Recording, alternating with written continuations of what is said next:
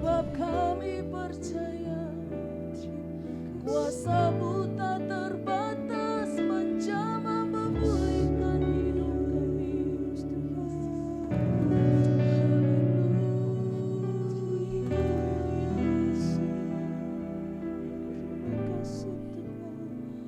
Yesus ajaib,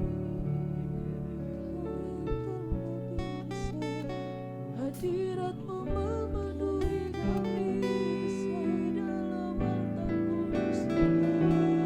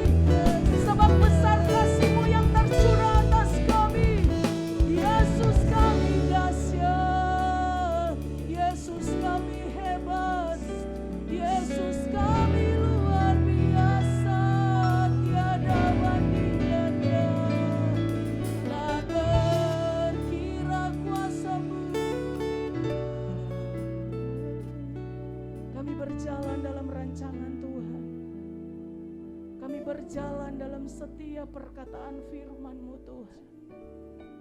Dan kami nantikan setiap janji-Mu digenapi dalam hidup kami. Biar iman kami terus naik lebih lagi. Untuk terus percaya dan melihat, bahkan mengalami kedahsyatan Tuhan. Terima kasih Tuhan. Terima kasih Yesus. Terima kasih Tuhan. Hadirat-Mu memenuhiku. Hadirat kudus-Mu penuhi baitmu, dan ku tersungkur menyembah-Mu. Yang ku nampak hanya kemuliaan-Mu. Hadirat-Mu memenuhiku. Hadirat kudus-Mu penuhi baitmu, dan ku tersungkur menyembah-Mu. Yang ku nampak hanya kemuliaan-Mu. Hadirat-Mu memenuhiku. Hadirat kudus-Mu penuhi baitmu, dan ku tersungkur menyembah-Mu. Yang ku nampak hanya kemuliaan-Mu.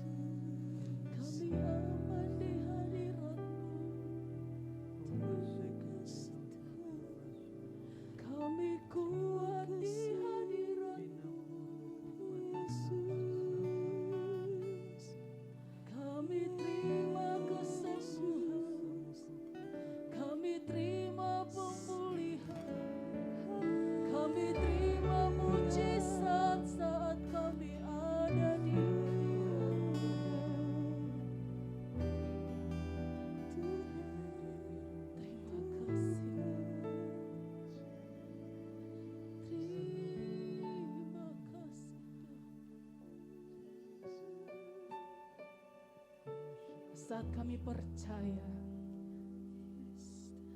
saat itulah kuasa Tuhan bekerja dalam hidup kami. Terima kasih Tuhan. Terima kasih Tuhan.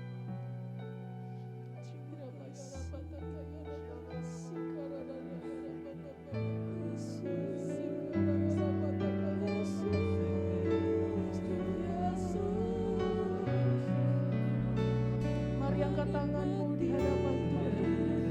Sembah Dia.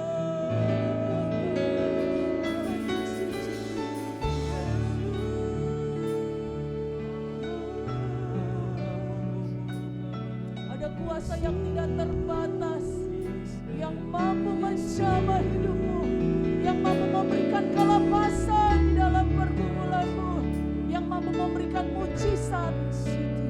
Saat engkau membutuhkan, datang di hadirat Tuhan, tempat yang paling tepat, dalam hadirat-Mu Tuhan. Terima kasih Tuhan.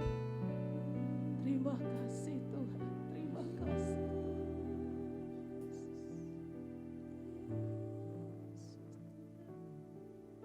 Tuhan, ku percaya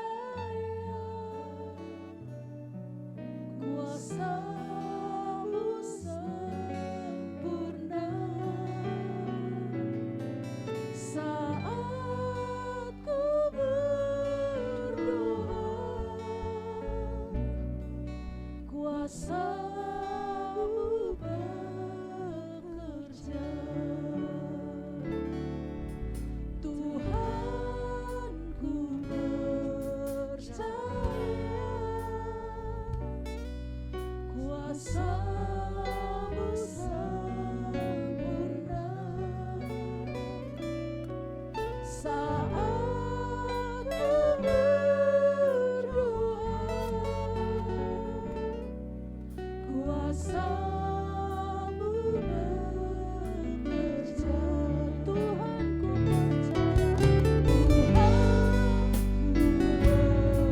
percaya.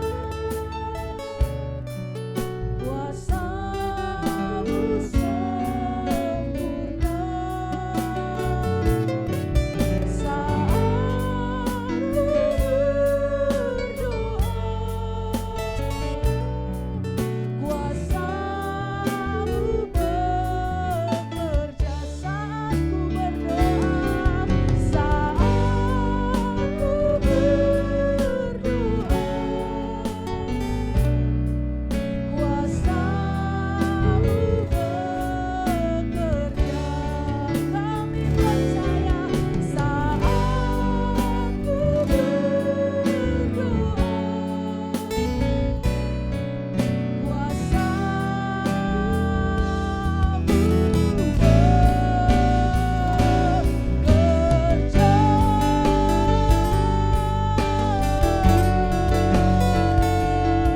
kami percaya Tuhan, saat kami berdoa, saat kami percaya, saat itulah kuasa Tuhan yang sempurna bekerja atas hidup kami, memberikan kelepasan, memberikan kebebasan, memulihkan hidup kami, menyembuhkan kami, dan memberikan mujizat yang besar. Dan biarlah pagi hari ini kami terus berkata, Tuhan kami besar, Tuhan kami layak dipuji, Tuhan kami layak disembah. Yesus Raja segala raja. Haleluya.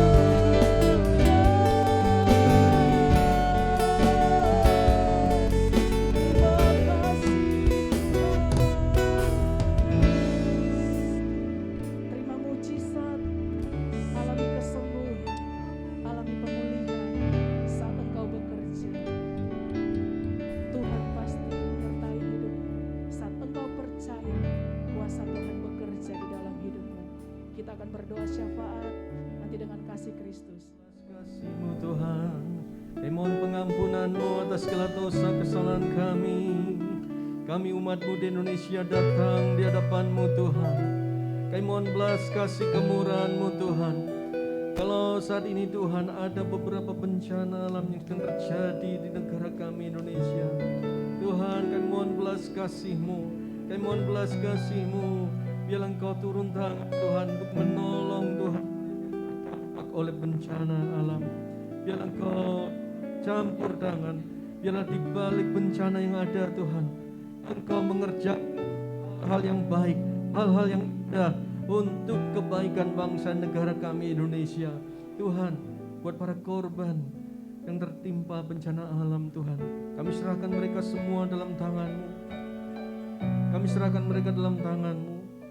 Mereka yang kehilangan anggota keluarga, beri kekuatan dan penghiburan, beri ketabahan pada mereka semua. Buat mereka yang sedang sakit saat ini akibat bencana, Engkau pulihkan mereka dengan kuasa-Mu di dalam nama Kristus. Tuhan Yesus, kami berdoa buat pemerintah yang saat ini sedang berupaya keras untuk penanggulangan korban bencana alam. Tuhan, biarlah Engkau beri hikmat supaya mereka, Tuhan, para pejabat yang sudah Kau tugaskan Tuhan untuk mengatasi bencana ini dapat bergerak dengan cepat, dengan baik untuk mengatasi Tuhan hal-hal yang perlu dilakukan supaya Tuhan para korban dapat segera tertolong dan daerah-daerah yang terdampak bencana boleh segera diperbaiki dan mengalami pemulihan. Kami mohon belas kasih kemurahan-Mu Tuhan. Kami mohon belas kasih kemurahan-Mu Tuhan. Saat ini kami juga berdoa untuk penanganan COVID-19 yang masih terus berjalan. Tolong Tuhan, supaya vaksinasi yang sedang dijalankan, Tuhan boleh berjalan dengan baik, boleh efektif untuk menangkal virus COVID-19 yang sedang merebak di seluruh dunia, dan secara khusus di Indonesia ini Tuhan. Tolong Tuhan, supaya tidak terjadi hal yang makin buruk, tapi biarlah kondisinya boleh berangsur-angsur makin baik dan makin baik, karena belas kasih dan kemurahan-Mu tertuju atas bangsa negara kami Indonesia. Kami berdoa Tuhan, buat tenaga kesehatan yang terlibat di dalamnya, beri perlindungan khusus supaya mereka tetap kuat, tetap sehat untuk dapat melaksanakan tugas mereka sampai tuntas. Terima kasih Tuhan, terima kasih. Berkati bangsa dan negara kami Indonesia. Berikan belas kasih kemurahan-Mu, sinari Tuhan Indonesia dengan wajah itu. Kamu yang penuh kasih selalu tertuju atas bangsa kami Indonesia. Terima kasih Tuhan. Bila Roh-Mu Tuhan, Roh Kristus bergerak dan makin kuat melanda Indonesia untuk membuat seluruh rakyat bangsa ini memiliki takut akan Tuhan, dan juga para pemimpin bangsa ini memiliki takut Tuhan, sehingga ke depan Tuhan siap agenda yang dijalankan untuk perbaikan bangsa ini boleh berjalan sesuai dengan kehendak dan rencana-Mu yang sempurna. Terima kasih Tuhan. Kami serahkan bangsa negara kami Indonesia dalam tangan-Mu. Kalau ada orang-orang yang bermanfaat untuk memecah belah di dalam Yesus, di dalam nama Yesus kami katakan segala rancangan jahat itu, dan biarlah kebaikan dari Tuhan yang boleh berjalan di negara kami Indonesia. Terima kasih Tuhan, terima kasih. Dengarlah seruan doa kami pada saat ini yang kami panjatkan Kristus. Haleluya, amin. Shalom, puji Tuhan Bapak Ibu yang terkasih dalam Tuhan. Kita bersyukur setiap pagi kita boleh ada di menara doa pagi untuk mendekat kepada Tuhan. Karena siapa yang mendekat kepada Tuhan pasti menerima sesuatu dari Tuhan, ya. Puji Tuhan, kita terus sembah Yesus dan terus bertumbuh dalam Dia. Saudara, sesuatu yang menakutkan kadangkala menjadi makin besar ketika itu kita besar-besarkan. Tapi ketika kita belajar untuk melihat yang sesungguhnya, maka kita melihat bahwa perkara itu bisa kecil. Buat seseorang ada yang takut dengan cicak, ya, cicak di dinding saudara, yang dinyanyikan dari anak kecil, cicak-cicak di dinding. Tapi ada orang yang memang takut dengan itu, sehingga ketika ketemu, waduh jadi ketakutan luar biasa. Tapi buat orang lain, hanya cicak. Kenapa? Ada orang yang takutnya sama laba-laba. Jadi ketemu laba-laba yang kecil, jadi ketakutan luar biasa. ya, mungkin pernah trauma waktu kecilnya atau entah apa, tapi bisa sangat menakutkan. Sementara bagi banyak orang, hanya laba-laba, tinggal dipukul, ya, tinggal dimatikan. Tapi itulah realita. Ada beberapa yang mengalami kengerian kepada sesuatu dan menganggapnya sangat besar. Nah, tapi bagaimana kalau harus menghadapi sesuatu yang memang sangat besar?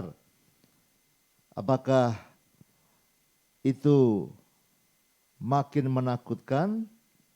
Bagaimana cara kita memandang? Saya mengajak melihat dari kisah para pengintai.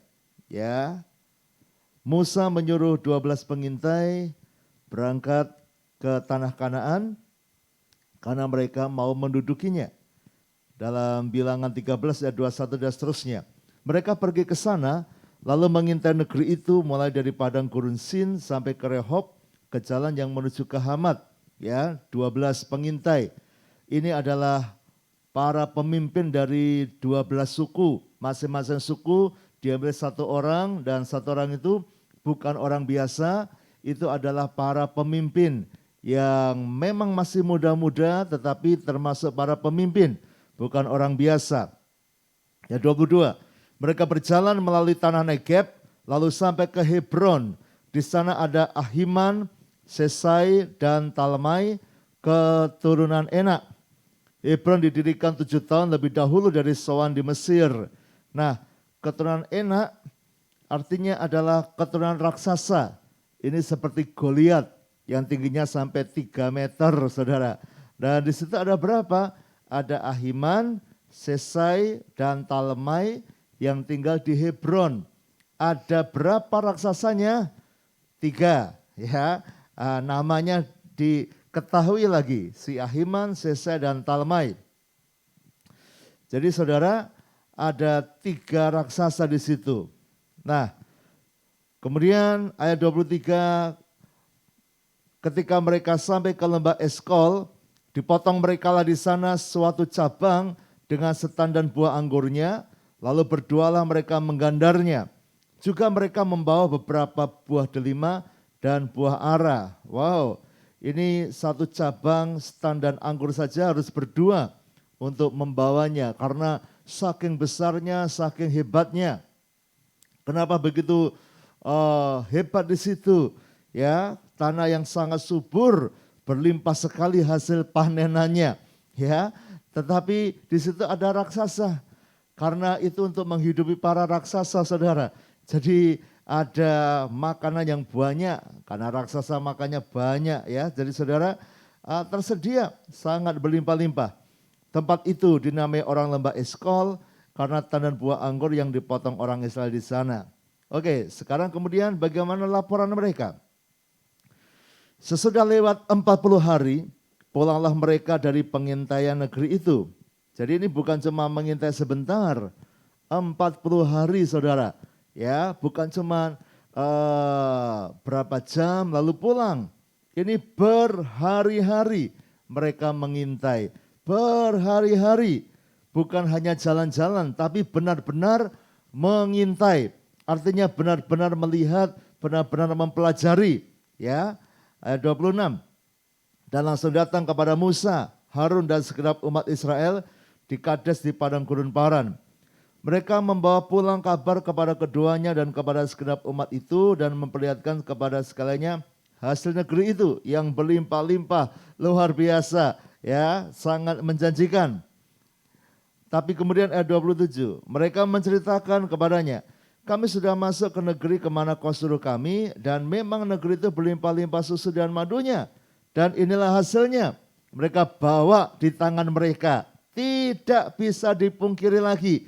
Ini hasilnya, ini kenyataannya, sudah ada. Mereka sudah melihat, mereka sudah mengecap, 12 orang sudah merasakan hasil tanah perjanjian, ya, karena yang lain belum masuk, mereka sudah masuk, kan 40 hari kan tidak mungkin puasa mereka, ya, karena mereka di pengintaian, mereka saja membawa anggurnya pasti mereka mencicipi saudara, mereka menikmati buah delima, membawa pulang buah delima, tapi mereka pasti makan dulu buah delimanya. Ya baik, enak, baru dibawa pulang saudara. Artinya 12 orang ini mendapat hak istimewa. Mereka bisa menikmati, mencicipi hasil tanah Kanaan. Mereka mengintai dan selamat, tidak ketangkap. Itu luar biasa anugerah Tuhan. Dan ini adalah 12 orang yang hebat-hebat karena mereka adalah perwakilan dari setiap suku. Bukan orang asal pilih, tapi Musa jelas berkata, pilih para pemimpin. Ya, para pemimpin dan mereka harus berangkat. Ini orang-orang yang hebat. Anda nggak akan mungkin menyuruh pengintai orang yang pelupa. Aduh, apa ya? Aduh, tadi lihat apa ya? Nggak mungkin saudara. Ini orang-orang yang cerdas. Kenapa? Karena mengintai, memetakan. Yang pertama lihat, karena ini penting untuk nanti mereka menyerbu masuk. Kalau yang dikirim orang-orang yang nggak mudeng, nggak mudengan, nggak bisa ini, waduh bahaya. Nah, jadi ini orang-orang yang hebat. Tapi karena kehebatannya kemudian mereka, apa yang mereka sampaikan sangat dipercaya oleh orang-orang Israel. Karena memang mereka pemimpin-pemimpin, mereka bukan orang-orang bodoh, ini orang-orang hebat. Tapi saudara, sekali lagi, apa yang ada di kepala mereka ternyata bisa mempengaruhi luar biasa. Ayat 28, hanya, tadi sudah berkata, hasilnya ini, bagus sekali. Hanya bangsa yang diam di negeri itu kuat-kuat dan kota-kotanya berkubu dan sangat besar. Juga keturunan Enak telah kami lihat di sana. Ya, orang Amalek diam di tanah Negeb, orang Het, orang Yebus dan orang Amori diam di pegunungan, orang Kanaan diam sepanjang laut dan sepanjang tepi sungai Yordan. Kemudian Kaleb mencoba menenteramkan hati bangsa itu di hadapan Musa. Katanya, tidak, kita akan maju dan menduduki negeri itu sebab kita pasti akan mengalahkannya. Wow, Kaleb sangat percaya. Tetapi orang-orang yang pergi ke sana bersama-sama dengan dia berkata, kita tidak dapat maju menyerang bangsa itu karena mereka lebih kuat daripada kita. Juga mereka menyampaikan kepada orang Israel kabar busuk tentang negeri yang diintai mereka dengan berkata, negeri yang telah kami lalui untuk diintai adalah suatu negeri yang memakan penduduknya. Dan semua orang yang kami lihat di sana adalah orang-orang yang tinggi-tinggi perawakannya. Juga kami lihat di sana orang-orang raksasa, orang Enak yang berasal dari orang-orang raksasa. Dan kami lihat diri kami seperti belalang. Dan demikian juga mereka terhadap kami. Saudara, sekalipun mereka orang-orang hebat, tapi 10 pengintai, mereka punya sudut pandang negatif dan melihat musuh lebih besar, ya, membesar-besarkan masalah. Membesar-besarkan masalah.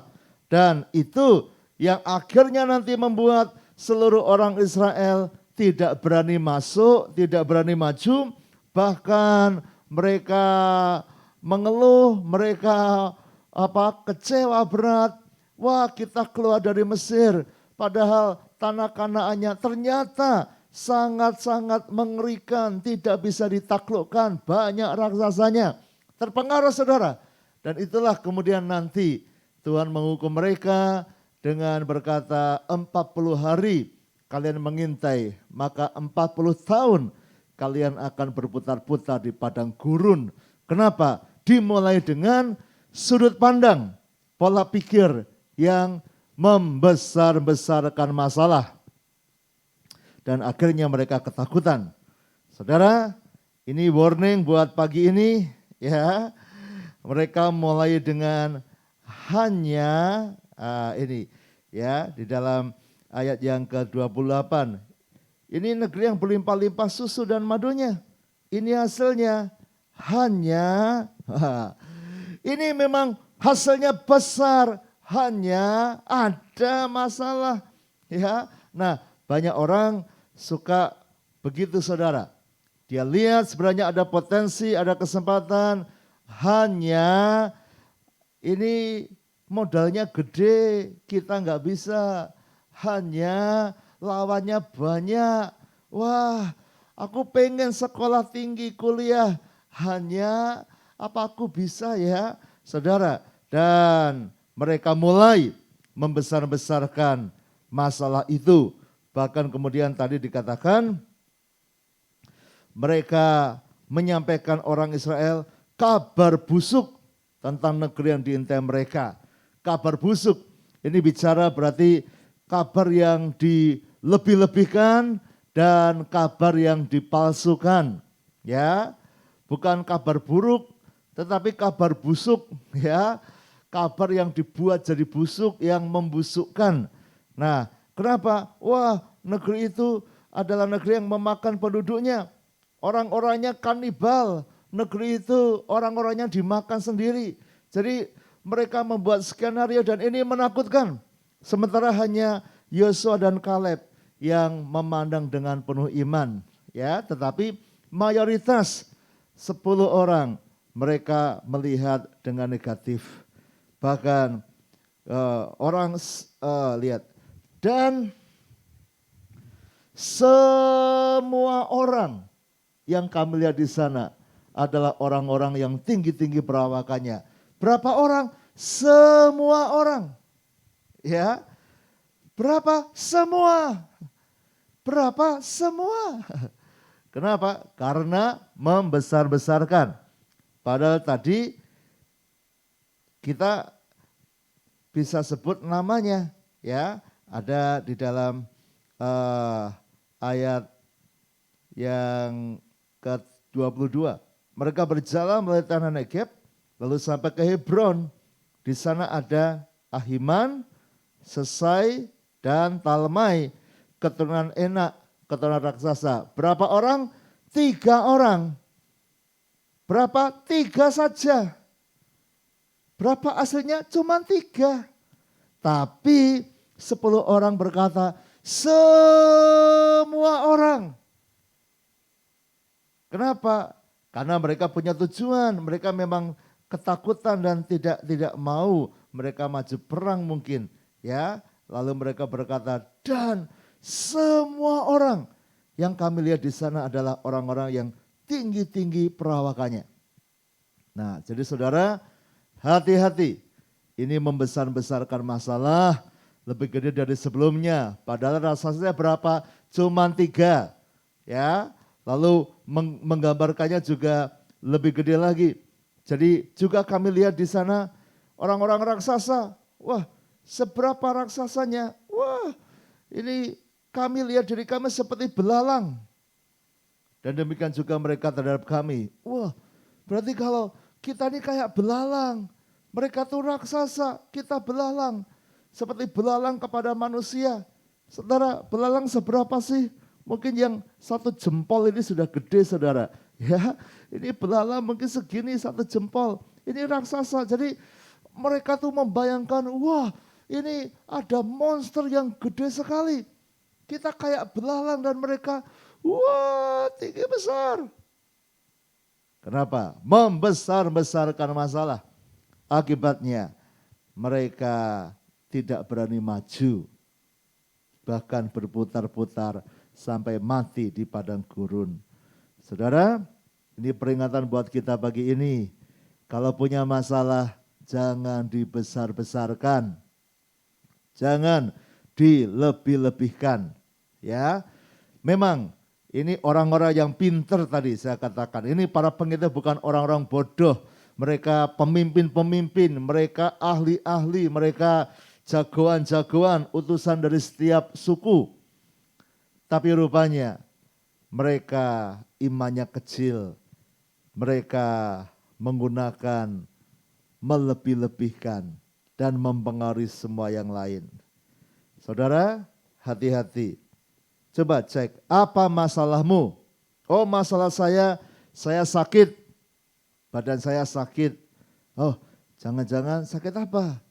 Waduh, dadanya sakit. Wah, jantung itu. Wah, jantung. Atas biaya. Waduh, nanti kalau Reng, nanti kalau nggak bisa operasi, aduh berapa biayanya ya, aduh nanti gimana ya, aduh di mana kita, wow, tiba-tiba saudara, masalah itu jadi gede, luar biasa. Padahal, apakah kalau dadanya sakit berarti langsung artinya jantung? Belum tentu, ya. Dan kalaupun memang sakit jantung, apakah langsung akan mati? Enggak juga, ya. Tapi banyak yang sudah ketakutan, ya. Kenapa? Wah, iya. Ini anakku sakit. Sakit apa? Wah, panas. Wah, ini pasti dia demam berdarah. Waduh, mati nanti. Nah, saudara, memang kita harus berjaga-jaga, segera periksa lab dan sebagainya, tapi tetap tenang, ya. Bawa kepada Tuhan, minta hikmat Tuhan, dan jangan membesar-besarkan masalah. Termasuk suami istri, jangan bertengkar dengan membesar-besarkan masalah. Ya, wah kamu ini loh boros, uang tidak bisa atur dengan baik. Nanti gimana kalau kita nggak bisa makan lagi? Nanti gimana kalau anak kita nggak bisa sekolah? Wah kamu kebangetan. Wah saudara. Tapi orang tidak akan suka ketika kita menyerang dengan membesar-besarkan. Padahal cuman mungkin belinya nasi kebanyakan gitu ya. Wah dimarahin demikian. Hati-hati saudara. Kadang keributan mulai karena ada yang membesar-besarkan masalah. Termasuk dalam segala bidang. Wah saya sudah tua, saya tidak bisa apa-apa.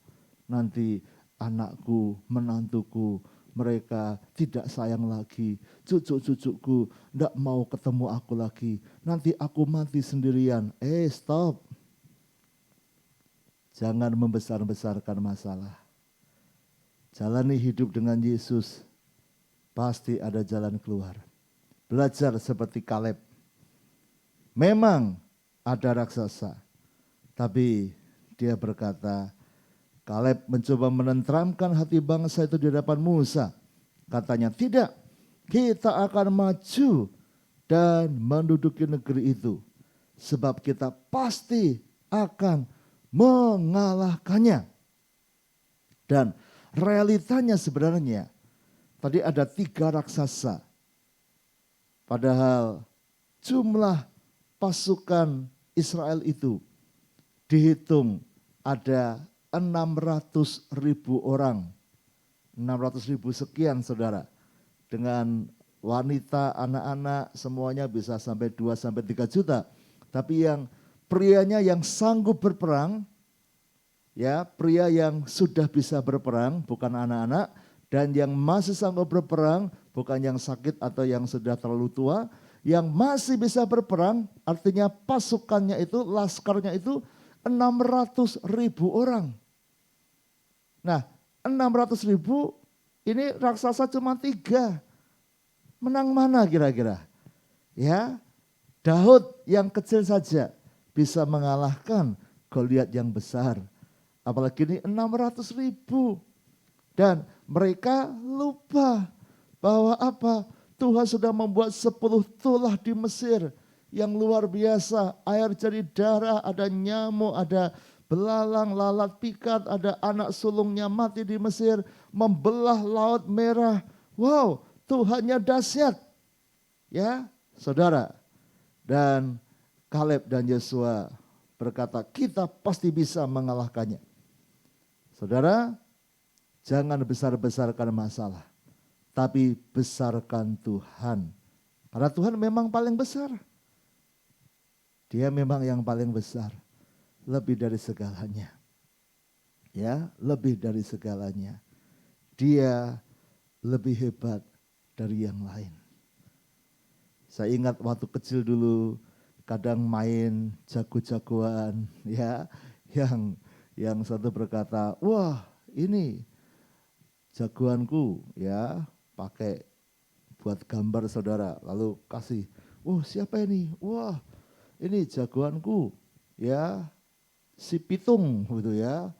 Lalu teman saya gambar lagi, wah ini jagoanku, kenapa? Spiderman, menang Spiderman.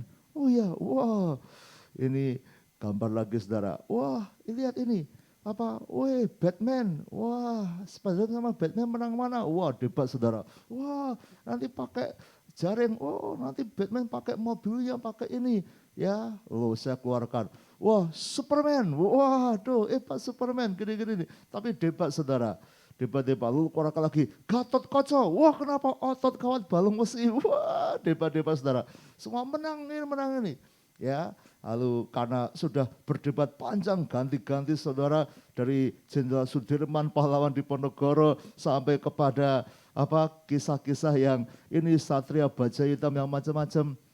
Saya nulis terakhir saudara, ya Tuhan yang Maha Kuasa. Ini jagoku. Wah, semua. Wah, jangan gitu. Nggak bisa ngomong Tuhan. Wah ini cerita SD saudara, teman-teman pada protes, wah enggak boleh pakai Tuhan. Kenapa? Ya kalah semua, Superman kalah, Batman-nya kalah, jenderal-jenderal kalah. Saudara, tapi memang Tuhan yang paling besar kan? Ya, jadi kalau engkau punya masalah, jangan besarkan masalah itu. Jangan besar-besarkan sakit itu. Jangan besar-besarkan kerugianmu. Jangan besar-besarkan sakit hatimu. Tapi besarkan Tuhan. Ya, aduh ini aku sakit, dadaku sakit. Tuhan engkau lebih besar. Engkau sanggup menolong. Apa yang kau mau Tuhan, aku mau lakukan. Aduh jantung yang sakit. Dokter berkata memang jantungnya sakit. Tuhan jantungku sakit. Buat pikiran manusia, waduh aku bakal mati nih, waduh sengsara hidupku. Tapi jangan gede-gedekan masalah. Lari pada Tuhan berkata, dalam nama Yesus, Tuhan lebih besar dari masalahku.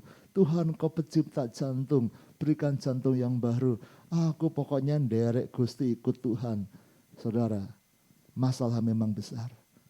Waduh ini kurang duitnya, utangnya sekian, gimana ini? Ya utang harus dibayar saudara.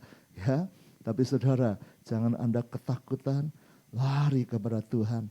Tuhan lebih besar dari jagoan manapun, dari masalah manapun. Belajar dari Yosua dan Kaleb. Mereka membesarkan Tuhan, kita pasti bisa mengalahkannya bersama Tuhan. Sementara 10 pengintai membesar-besarkan masalahnya. Dan hasilnya tidak kemana-mana. Kalau Anda perhatikan, Kaleb yang berkata, kita akan maju duduk di negeri itu. Dan saudara tahu, kemudian Musa menjanjikan, Hebron jadi milik Kaleb.